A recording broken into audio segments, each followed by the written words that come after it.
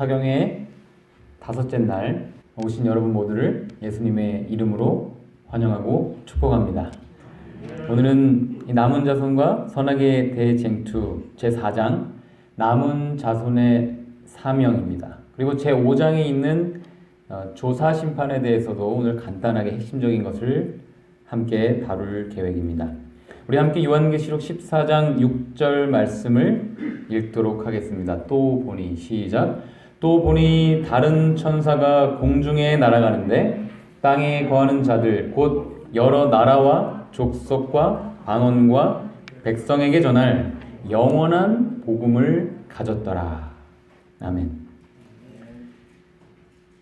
우리에게 이 남은 자손들에게 맡겨진 사명은 이 대사명을 포함하여 그 외에 주어진 또 특별한 사명이 있습니다. 그것은 바로 대쟁투의 마지막 싸움에서 하나님의 거룩한 율법의 보관자가 되고 또 하나님의 품성을 세상 앞에서 옹호하도록 부르신 백성, 그런 사명을 가진 자들이 바로 저와 여러분이라고 교회 증언 5권에 기록되어 있습니다. 그리고 이제 각 시대의 대쟁투에 보면 이 계시록 14장 6절로 12절의 이 세 천사의 기별은 주님의 재림을 위하여 지상의 거민들을 준비시키게 될 삼중으로 된 이 경고의 기별이라고 말씀하고 있습니다. 그렇다면 여러분, 이 기별을 전하는 세 천사는 누구이지요? 세 천사.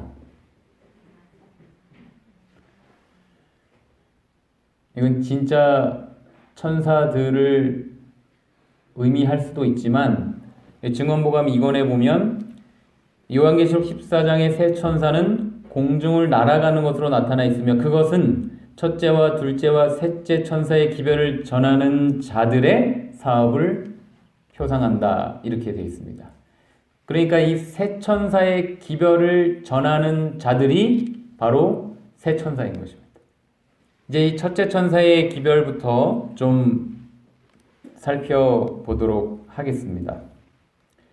여러분, 이 세 천사의 기별은 먼저 이 역사적으로 1840년부터 1844년까지 이루어졌음을 우리는 잘 알고 있습니다. 이것은 그 살아남는 이들의 아주 자세하게 기록되어 있기 때문에 그 역사적인 성취에 대해서는 개인적으로 연구하실 수가 있습니다.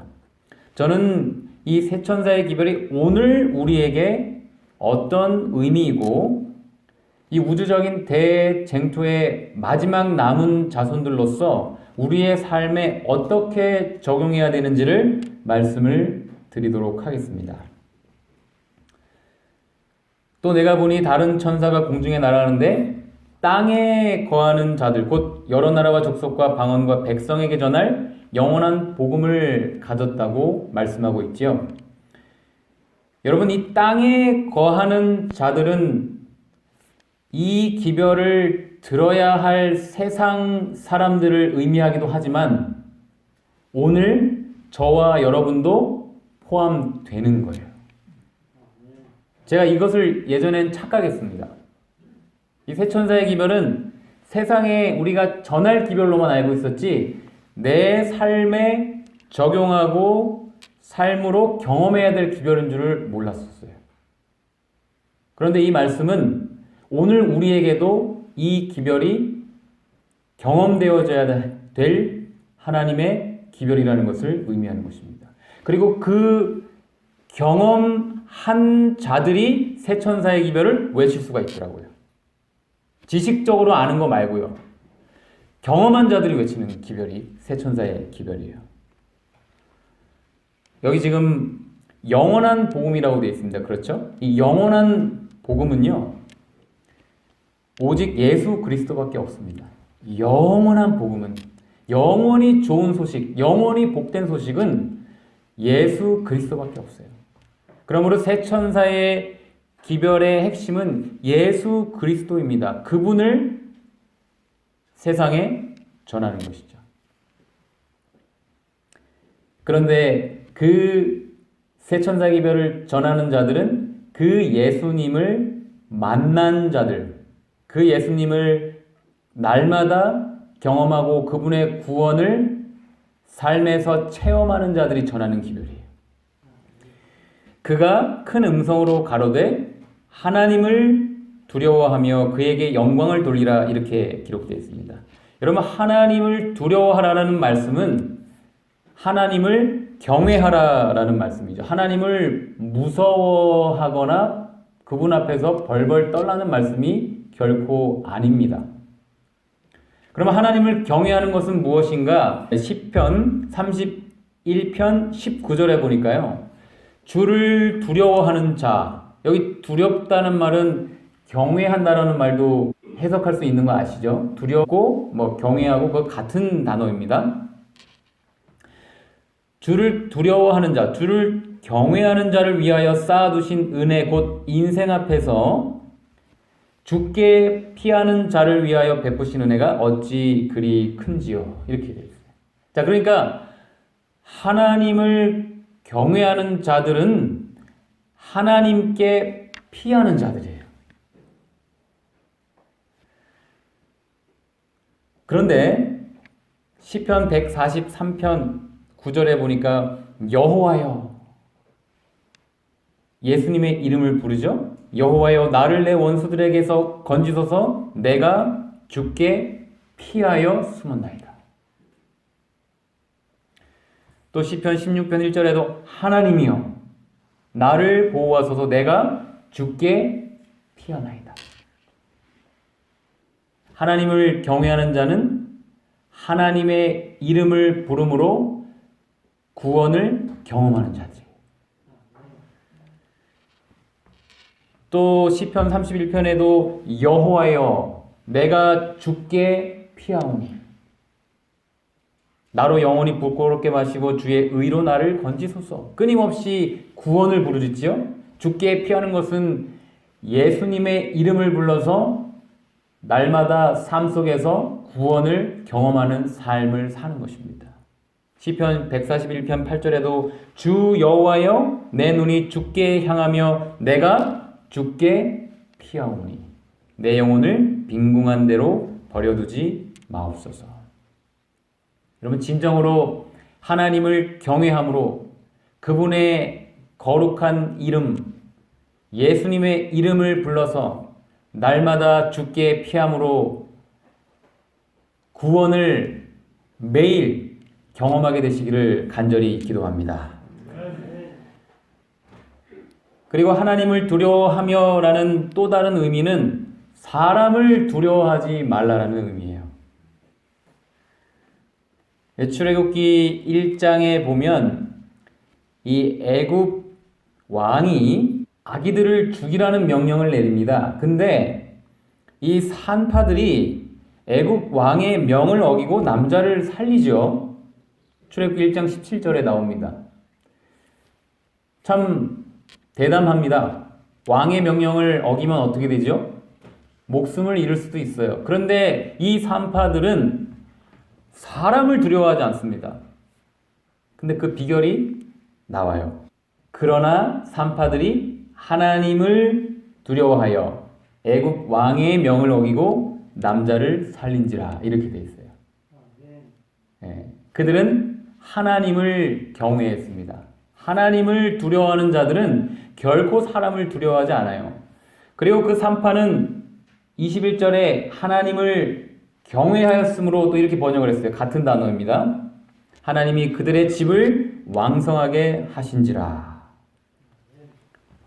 부조와 선지자는 다음과 같이 말씀하고 있죠. 여호와께서 산파들의 이 같은 행동을 용인하시고 그들을 번영하게 하셨다.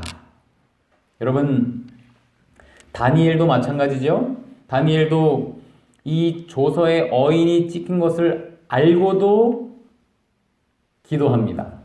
그런데 다니엘이 어떻게 그럴 수가 있었는가? 어떻게 그 왕을 두려워하지 않을 수 있었던가? 이 세자년 지도법에 보면 지혜의 근본이 되는 하나님께 대한 경외가, 그러니까 그분을 두려워하는 마음이 그들, 즉 다니엘과 세 친구들을 위대하게 만든 기초였다. 이렇게 되어 있어요.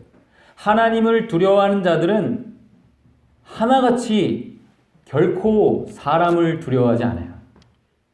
그런데 놀랍게도 사람을 두려워하는 자들은요, 하나님을 두려워하지 않습니다. 누가복음 22장 2절 볼까요? 대제사장들과 서기관들이 예수를 무슨 방책으로 죽일고 연구하니 이는 저희가 백성들을 두려워함이더라. 야, 백성들은 두려워하는데요, 예수님이 하나님의 아들인 증거들이 현현히 드러났는데도 예수님은 죽이려고 해요. 기억하시길 바랍니다.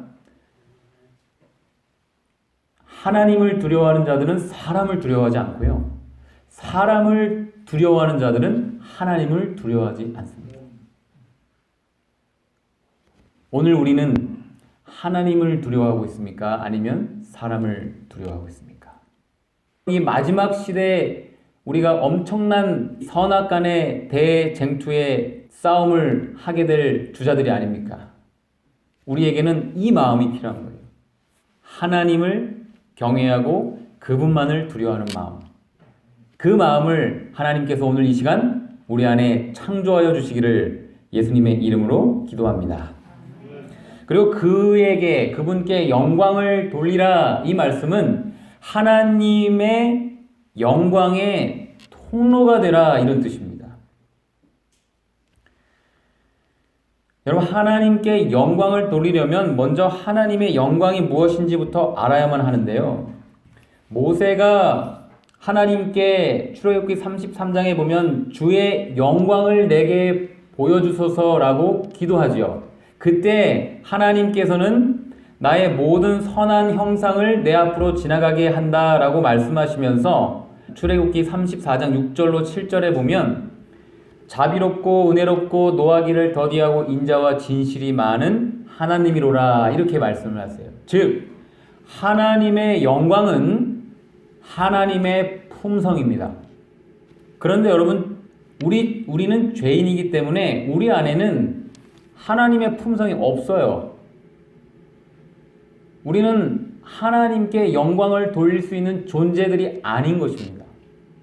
여기서부터 시작을 해야 돼요. 그래야 우리가 진정으로 하나님께 영광을 돌리는 삶을 살 수가 있어요. 예수님께서는 어떤 품성을 가지셨는가? 요한복음 8장 50절에 보면 나는 내 영광을 굳이 아니하나, 이렇게 되어 있어요. 예수님은 당신 자신의 영광을 구하는 분이 아니셨습니다. 그런데 요한복음 8장 54절에 보면 아버지 하나님의 품성이 나와요. 내게 영광을 돌리시는 이는 내 아버지시다, 이렇게 말씀하세요. 그러니까 여러분, 아버지 하나님은 아들 하나님께 영광을 돌리고, 아들 하나님은 누구에게요? 아버지 하나님께 영광을 돌려요. 스스로 영광을 취하는 분들이 아니에요. 얼마나 하나님의 품성이 겸손하고 아름다우십니까?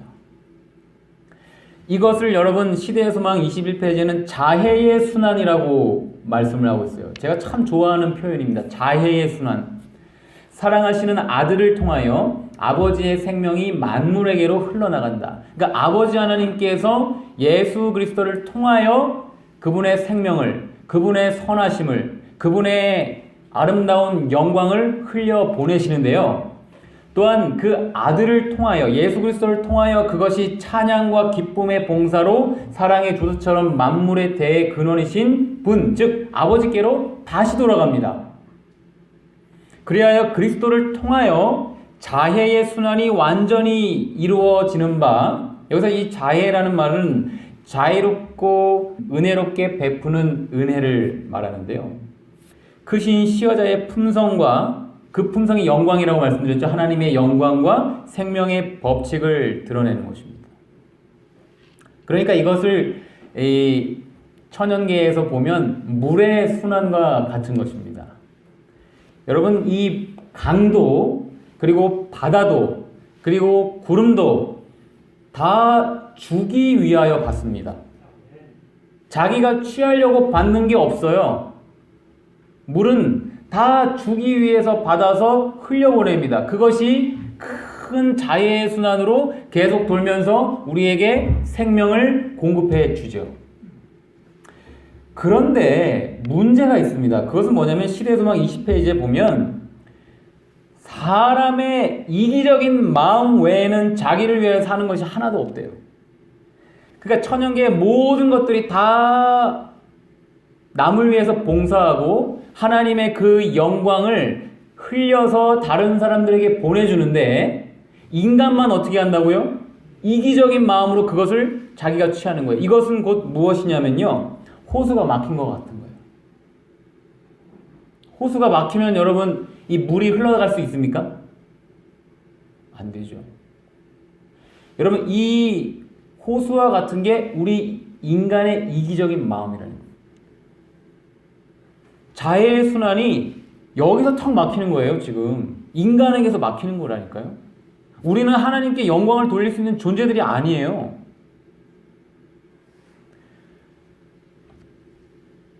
여기 가력 뽑은 기별 1권에도 인간은 한결같이 너무 지나치게 저들 자신에게만 영광을 돌린다.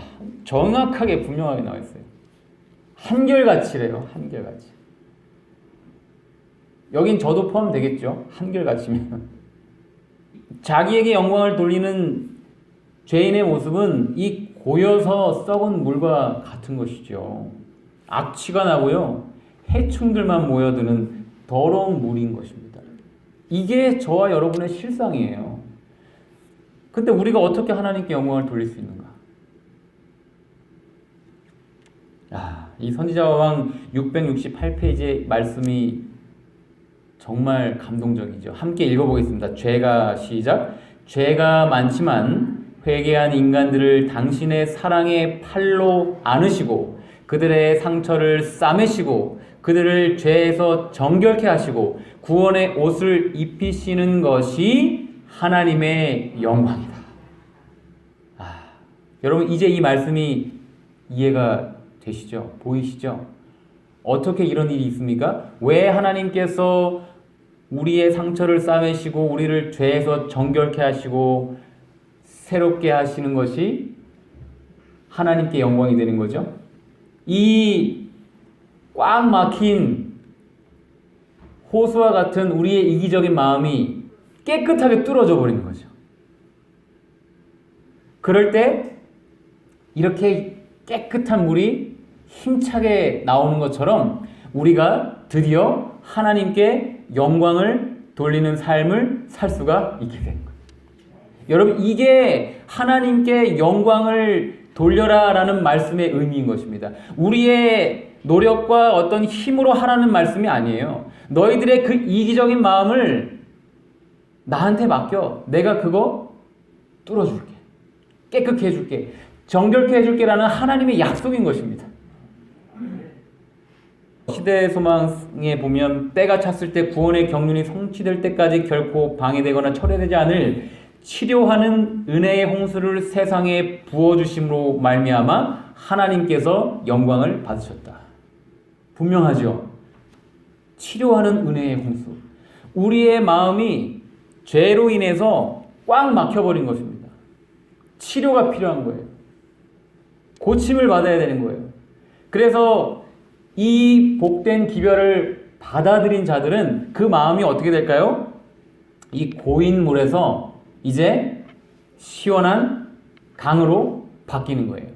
그러니까 하나님께서 예수 그리스도를 통해서 우리에게 주신 그 하나님의 영광, 그 아름다운 선하심, 그 풍성하신 은혜, 기쁨, 행복, 감사, 생명, 이것이 우리를 통해서 어떻게 되는 겁니까? 다시 전달이 되는 거예요. 그래서 그것이 흘러가서 누구한테 다시 갑니까? 예수 그리스도께로 가고 그게 다시 아버지께로 들어가서 다시 예수 그리스도를 통해서 돌고, 이게 자해의 순환이 이루어지는 거예요. 여러분 이 강을 보십시오. 얼마나 참 멋지고 아름답습니까? 여러분 기억하시길 바랍니다. 이 물은요 하나님께로부터 오는 거예요. 영광은 하나님께로부터 오는 거예요. 강 스스로가 만들어내는 게 아닙니다. 우리는 그저 하나님의 영광의 축복의 통로로 사용될 뿐이에요. 그런데 여러분, 이 강이 얼마나 행복합니까? 아까 고인물은 얼마나 불행합니까? 강이 되었을 때 어떤 일이 일어나죠? 그 강 안에서 아름다운 물고기들이, 또 아름다운 생명체들이 때를 지어 놀고 살아갑니다. 그리고 그 주변에는 저렇게 푸르른 나무들과 또한 식물들이 자라나죠. 이게 여러분, 하나님께 영광을 돌리는 자들의 삶의 모습인 것이에요. 회개한 강도에게는 하나님께서 받으셨다는 확신으로 완전한 평화가 이르렀습니다. 십자가에서 회개한 강도가 구원을 얻었죠.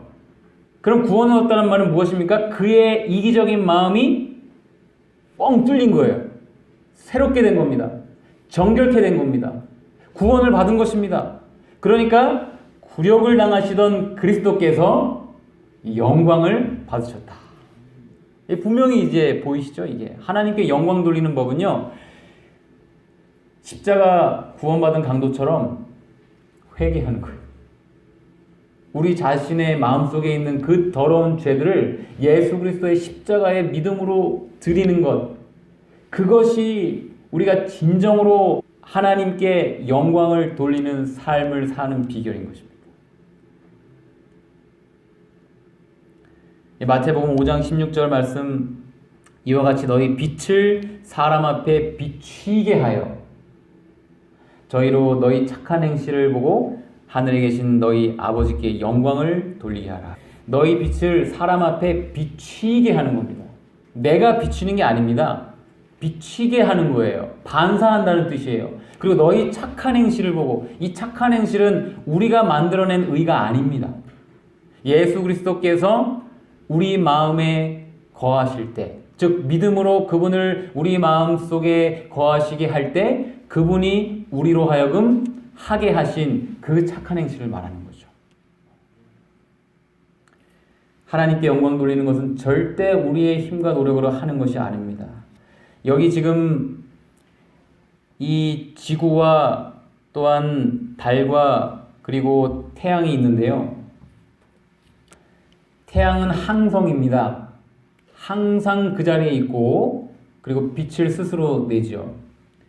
그런데 지구나 달은 행성입니다. 그 항성 주위를 돌고요, 스스로 빛을 내지 못하죠. 우리는 행성입니다. 행성. 항성은 예수 그리스도이시죠. 그러므로 우리가 빛을 내려면 어떻게 하면 됩니까? 예수 그리스도를 바라보고 그분의 빛이 우리를 통해서 전달되도록 하는 것만이 우리가 빛을 낼 수 있는 유일한 비결이에요. 그것이 하나님께 영광을 돌리고 그 빛을 다른 사람에게 비치게 하는 진정한 의미인 것이죠. 그래서 산상보훈에 예수께서 제자들에게 너희 빛을 비추기 위하여 분투하라고 명령하지 않으셨다.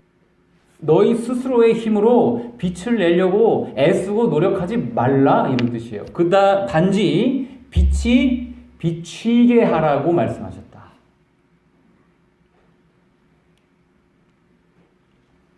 그리스도께서 마음속에 거하시면 그분의 임재의 빛을 감출 수가 없지요.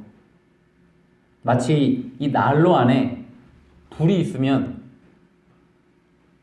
주변 사람들이 다 그 뜨거움을 느끼는 것과 같습니다. 우리 안에 빛이신 예수 그리스도께서 거하시면 반드시 그 빛이 주변 사람들에게 비추게 되어 있어요. 여러분, 성령의 은혜로 정말 우리 마음속에 더러운 죄들이 정결케 되고 깨끗게 되어서 정말 성령의 도우심으로 죄를 슬퍼하고 죄에서 떠나는 진정한 회개를 경험함으로 하나님께 영광 돌리는 그 하나님의 영광의 통로가 다 되시기를 예수님의 이름으로 기도합니다. 이는 그의 심판하실 시간이 이르렀음이니, 여러분, 여기서 이 심판은 1844년 시작된 조사 심판을 포함한 하나님의 심판을 의미하죠. 그런데 여러분, 심판이라는 단어를 들으면 어떻게 두려운 마음이 드십니까? 아니면 아주 기다려지고 기대가 되십니까? 먼저 여기 하나님의 행하시는 심판을 보면 다음과 같은데요. 이 첫 번째 단계가 재림전 조사 심판입니다. 1844년 이래로 이제 지금 하늘 성소에서 진행 중에 있죠. 그런데 그 심판을 행하시는 목적이 무엇인가 하면 성도들의 죄를 제거하는 것이 목적이에요. 두 번째, 천년기 후에 하늘에서 불이 내려오면서 이제 그 두 번째 그 심판이 행해지는데요. 그 심판은 우주의 죄가 제거되는 목적을 가지시고 하나님께서 심판을 베푸십니다. 그리고 마지막 단계에서는 사탄이 드디어 불과 유황과 못에 던져짐으로, 즉 죄와 죄의 창시자인 사탄이 완전히 멸망함으로 이제 온 우주가 완전히 정결하게 되고 깨끗하게 되는 것이죠. 그러니까 여러분, 이 심판은 어떤 목적인가 하면 우리의 죄를 제거하시는 것이 목적인 것이죠. 그리고 우리는 이미 율법에 의해서 죄의 삭은 사망이기 때문에 우리는요, 사형 선고를 받은 사형수들이에요. 그런데 사형수들한테 왜 심판을 베푸는가? 여러분, 여기 살인 누명을 쓰고 21년간 억울한 옥살이를 한 이 낙동 강변 살인 사건 피해자들인데요. 2021년 2월 4일 재심 재판이 열렸습니다. 심판이 다시 됐어요. 그래서 그들이 무죄 판결을 받았어요. 이들의 심판의 목적은 무엇이었습니까? 무죄 판결을 내리는 게 그 심판의 목적이었다고요. 그런데 여러분, 이런 일이 한국에서만 있는 게 아니에요.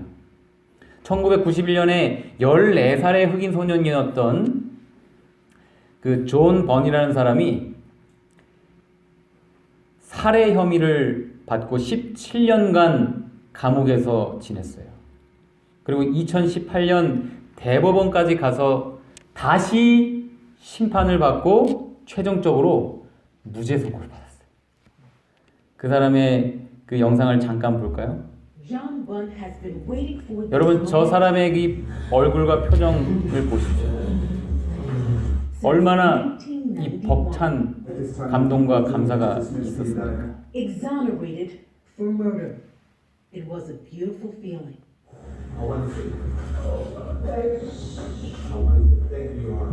너무 감사하다는 것입니다. 27년 동안 본인이 그 억울한 옥살이를 이렇게 다시 심판해 주셔서 나를 무죄 선고 내려줘서 감사하다고 우는 거예요. 제가 이 영상을 보면서 눈물이 벌컥. 여러분, 하나님께서 조사 심판을 하시는 이유가 바로 이것입니다. 우리가 사탄 때문에 속아서 이렇게 죄로 인해서 고통당하는 거예요. 그리고 우리의 그 죄의 형벌, 죄의 값을 예수 그리스도께서 십자가에서 이미 다 치르셨기 때문에 그것을 믿는 자들은 누구나 다 이 사람처럼 무죄 판결을 받을 수가 있는 거예요. 그게 바로 이 조사 심판의 의미인 것입니다. 1975년에 이 미국에서 콰메 아자무라는 사람이 17세의 강도 살인 혐의로 유죄 판결을 받고요. 그것도 종신형을 받았어요. 경찰이 재판에서 거짓 증언을 강요했던 것입니다. 아까 앞에 다 그랬어요. 또 우리나라에서 아까 그 사람은요, 경찰이 갖은 고문을 했더라고요. 마귀가 그렇게 한 거예요, 우리한테. 마귀가 우리를 속이고, 우리를 죄짓게 해놓고, 우리를 죄책감에 빠지게 하고. 근데 이 사람이 40년간 감옥에 있다가요, 다시 심판을 받게 됩니다. 무려 40년간. 여러분, 어떻게 그 인생을 버틸 수가 있을까요? 40년 동안. 그 사람의 이 증언을 짧게 못 들겠습니다.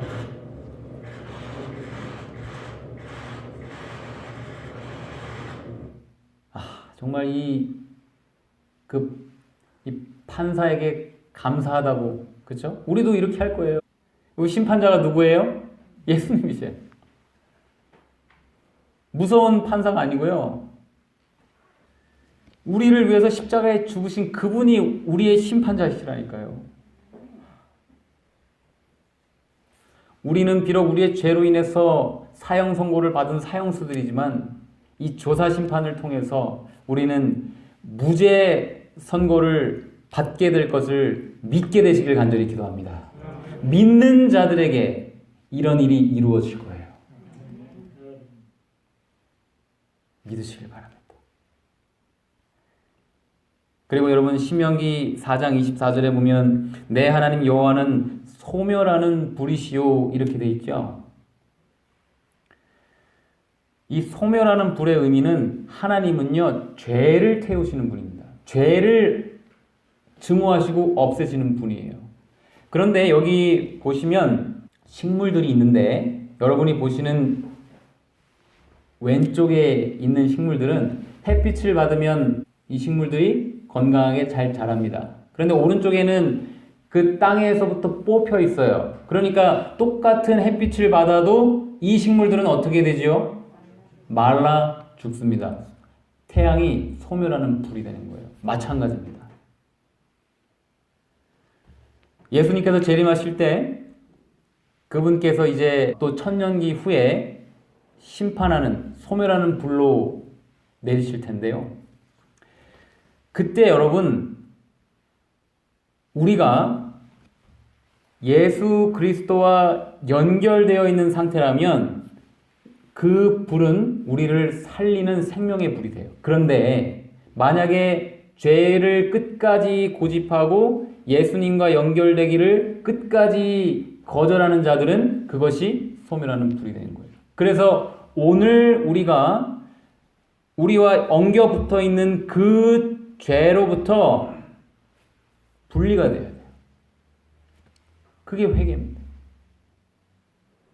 그게 내일이 아니라 오늘 이루어져야 돼요. 왜냐하면 내일 일은 우리가 어떻게 모르지 않습니까? 우리는 잠시 있다가 사라지는 안개와 같은 존재들이기 때문에 그래요. 여러분 혹시 아직 내가 고의로 알고 있는 그 죄를 버리지 못한 것이 있으시다면 오늘 성령의 강력하신 도우심과 은혜로 말미암아 그 죄를 슬퍼하고 죄에서 떠나는 진정한 회개를 경험하게 되시길 간절히 기도합니다. 그렇게 될 때 예수 그리스도의 그 불은, 그 빛은 우리에게 생명이 될 거예요. 절대 소멸하는 불이 되지 않습니다. 그리고 하늘과 땅과 바다와 물들의 근원을 만드시니 즉 창조주 예수님을 경배하라 이렇게 돼 있죠. 여기서 이 예수 그리스도를 첫째 천사의 기별에서는 창조주 하나님으로 소개하고 있습니다. 이 창조주 하나님이라는 것은 이 첫째 천사의 기별이 그분이 우리의 재창조하실 수 있는 분이라는 것을 의미합니다. 자, 각시대대증투 393페이지에 보면 첫째 천사의 기별은 거듭남의 기별이라고 되어 있어요. 거듭남은 무엇인가? 새롭게 재창조되는 거예요. 즉 창조주 예수 그리스도를 믿음으로 그분의 능력을 힘입어서 우리가 새롭게 거듭나고 재창조함을 받아야 되는 것을 의미하는 것입니다. 여러분, 이 원고 148페이지에 참 엄숙한 말씀이 있어요. 거듭남은 우리 시대에 좀처럼 보기 어려운 진귀한 경험입니다. 이것이 교회 안에 어려운 일이 그토록 많은 이유인 것이죠. 그리스도의 이름을 가진 사람들이 성화되지 못하고 거룩하지 못한 사람들이 참으로 많습니다. 다시 말하면 교회 안에 거듭나지 않은 자들이 많다는 거예요. 왜냐하면 거듭남은 우리 시대에 좀처럼 보기 어려운 진귀한 경험이기 때문에. 아니, 목사님, 침례받을 때 거듭나는 거 아닙니까? 여러분, 그들은 침례를 받았지만 산채로 장사를 치렀어요. 자아가 죽지 않았기 때문에 그들은 그리스도 안에 있는 산 생명으로 일어나지 못하였던 것입니다. 저와 여러분은 거듭났습니까? 정말 창조자이신 예수 그리스도를 만남으로 재창조함을 경험했느냐는 것입니다. 이게 시작이에요. 그들이 새 천사의 기별을 전할 수 있어요. 여기 애벌레가 솔잎을 먹다가 이 나비가 되면요, 꿀을 먹어요. 먹는 게 완전히 바뀌죠. 이 기어다니다가 나비가 거듭나면 날아다녀요. 전혀 새로운 존재가 되는 것이죠. 거듭난 것을 어떻게 알 수 있는가? 이 애벌레가 나비가 된 것을 보면 우리가 어느 정도 영적인 교훈을 얻을 수 있어요. 솔잎 먹다가 꿀을 먹잖아요. 즉, 과거에 죄된 것들이 싫어지고 선한 것들이 좋아지고 있으면 거듭난 거예요. TV나 유튜브 보는 게 좋았는데 성경 보는 게 더 달고 좋아지면 거듭난 거예요. 도시가 좋았는데 자연이 더 좋아지는 거죠.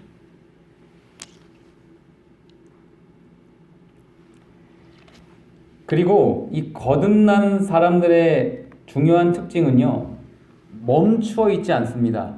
계속 더 성장하고 더 자라가요. 나비가 여기에서 거듭난 것으로 만족하지 않죠. 그렇죠? 날아다니면서 꿀도 먹고 또 그 꽃들을 찾아다니면서 또 결혼도 시켜주고, 그리고 거기에서 그치지 않습니다. 알도 낳아서 다시 또 다른 생명을 부활시키고, 이런 삶이 우리의 삶에서 경험되어지고 있다면 그건 거듭난 사람들이고요. 만약에 그렇지 않다면 니고데모에게 예수님께서 말씀하셨던 것처럼 그대여 다시 처음부터 하시오. 그게 오늘 우리에게 주시는 하나님의 기별이 될 거예요. 첫째 천사의 기별을 한마디로 요약하면 창조주 예수님을 만나 거듭나라는 거예요. 재창조함을 받으라는 것입니다. 여러분, 이 첫째 천사의 기별을 지식적으로만 이해하고 그치는 것이 아니라 우리의 삶에서 경험하게 되시기를 간절히 기도합니다. 이 둘째 천사의 기별입니다.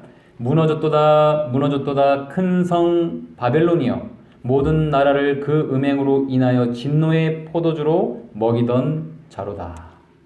여러분, 이것은 1차적으로 또 역사적으로 이 타락한 교회로부터 나오는 것을 의미하지요. 그런데 오늘 우리에게 주시는 영적인 교훈은 바로 우리가 이 영적인 바벨론에서 나오라는 초청의 말씀인 거예요. 여러분, 이 바벨론 정신은 바벨 탑을 세웠던 사건으로부터 시작됐죠. 거기로 거슬러 올라갑니다. 이 바벨 탑을 쌓았던 그 정신이 무엇이었습니까? 하늘까지 높아지리라는 교만의 정신이었어요. 사탄이 가졌던, 그리고 사탄이 주었던 생각입니다. 그리고 하나님께서는 분명히 땅을 정복하고 땅에 흩어져서 살라 그러셨는데 탑을 쌓고 거기에 모여서 살죠. 즉 하나님의 말씀을 불순종하는 죄예요. 여러분, 오늘 우리의 삶에 이러한 죄들, 내가 높아지려고 하는 그 교만한 마음, 그리고 하나님의 말씀을 분명히 알고 있는데도 그것을 불순종하려는 죄, 이런 죄들로부터 돌아서라는 자비의 초청인 것입니다. 이런 죄들이 교만과 또한 불순종만 있겠습니까? 우리 마음에 이기심, 그리고 욕심, 온갖 더러운 죄들로부터 돌아서고 그 바벨론에서 나오라는 자비의 초청인 말씀인 것이에요. 그리고 여러분, 이 바벨이라는 의미가 이 혼잡한 곳이지 않습니까? 다시 말하면 이 첫 마음을 회복하라는 말씀이에요. 순수한 신앙을 다시 회복하라는 말씀이에요. 제가 이 성도님들이랑 가끔 말씀을 나누다 보면 과거에 뜨거웠던 그런 말씀을 하시는 분들이 계세요. 물론 그것 좋은 경험입니다. 그런데 더 중요한 것은 오늘이에요.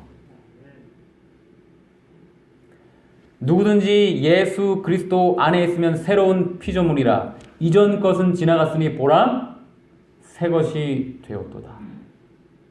누구든지 그리스도 밖에 있으면 헌 피조물이라. 이전 것은 지나갔으니 보라, 헌 것이 되었도다.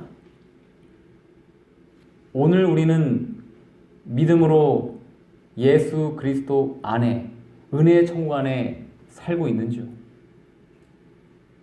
하나님은 다시 그 처음에 그 순수했던 신앙으로 우리를 초청하고 계시는 거예요. 그 뜨거웠던 열정으로. 이 새 천사의 기별이 역사적으로 성취될 때 그 초기 재림 성도들의 삶을 제가 이번에 살아남는 이들을 통해서 묵상을 하는데, 그들은요 정말 열정적이었어요. 말씀을 스스로 연구했어요. 여러분, 윌리엄 밀러 평신도였잖아요. 그리고요 농부였습니다. 신학자가 아니었어요. 그런데 그를 통해서 하나님께서 전 세계적이고 초교파적인 재림운동을 하셨죠. 제가 이 초기 재림 성도들의 삶을 가만히 묵상하면서, 그리고 오늘 우리 교회의 형편들을 바라보면서 우리가 얼마나 이 뜨거웠던 신앙을, 그 순수했던 신앙을 잃어버리고 있는지를 깨닫게 되었습니다. 세상과 섞여서 신앙도 아니고 세상도 아니고 하나님이 말씀하시는 딱 그 뜨뜻미지근한 상태. 여기서 우리가 돌이키고 하나님의 은혜로 변화되고 구원함을 받게 되시기를 간절히 기도합니다. 그래서 여러분, 이 둘째 천사의 기별은 거듭남을 경험한 자들이 날마다 성화의 과정을 경험하는 것을 의미하는 거예요. 그리고 간단히 말씀을 드리면 구속주 예수님을 불러 죄로부터 구원을 날마다 경험하라는 것입니다. 그 바벨론으로부터 날마다 나와야 돼요. 날마다. 이게 사도 바울이 고린도전서 15장 31절에 하셨던 말씀의 의미인 것입니다. 사도 바울, 나는 날마다 죽노라, 이렇게 말씀하셨잖아요. 여러분, 거듭남은 과거의 일회적인 사건이 결코 아닙니다. 결코 과거에 뜨거웠던 한 경험에서 그쳐서는 안 되는 것이에요. 여기 화이트주석에 보니까 매일 하나님께 결정적으로 회심할 필요성이 있다, 이렇게 기록되어 있잖아요. 그러니까 거듭남은, 회심은 매일 해야 되는, 매일. 성령의 은혜로 말미암아.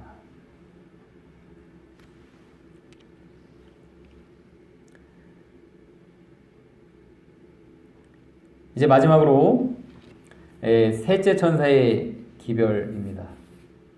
여기 이마에나 손에 짐승의 표를 받는 것은 이 생각과 행동이, 생각은 여기 이마에 있지 않습니까? 생각과 손, 행동이 사탄의 완전한 지배를 받은 상태를 의미합니다. 합니다.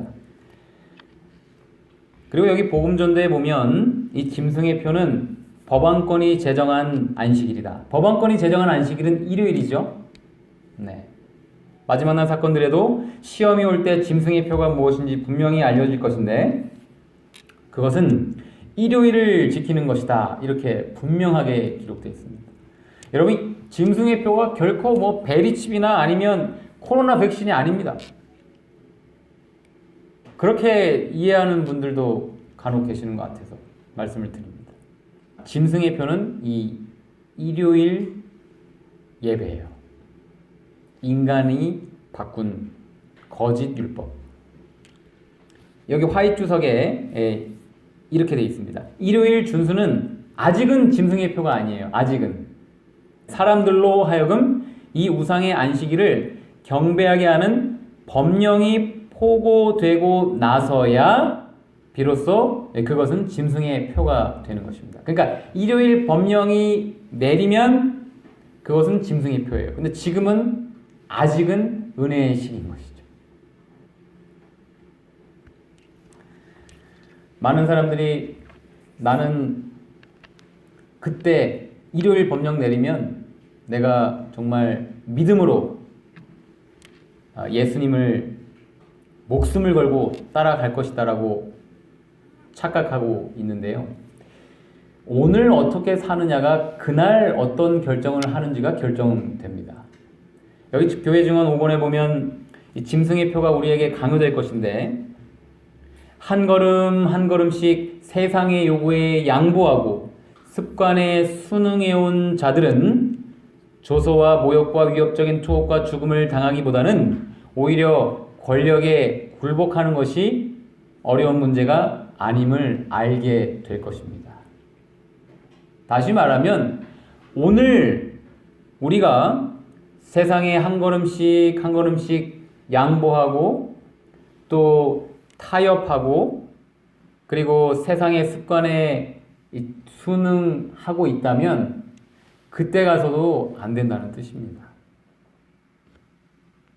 오늘 정말 세상으로부터 우리가 결정적으로 돌아서게 되기를 간절히 기도합니다. 세상을 바라보는 것이 아니라 오직 하늘을 바라보는 참된 재림 성도의 삶으로 변화되기를 간절히 소원합니다. 그래서 여러분, 짐승의 표를 받지 말라는 말씀은 다른 말로 하나님의 인을 맞으라는 거예요. 두 부류밖에 없잖아요. 그렇죠? 짐승의 표를 받든지 아니면 하나님의 인을 맞든지 둘 중에 하나밖에 없어요. 중간은 없습니다. 그러면 하나님의 인을 맞는 것은 무엇인가?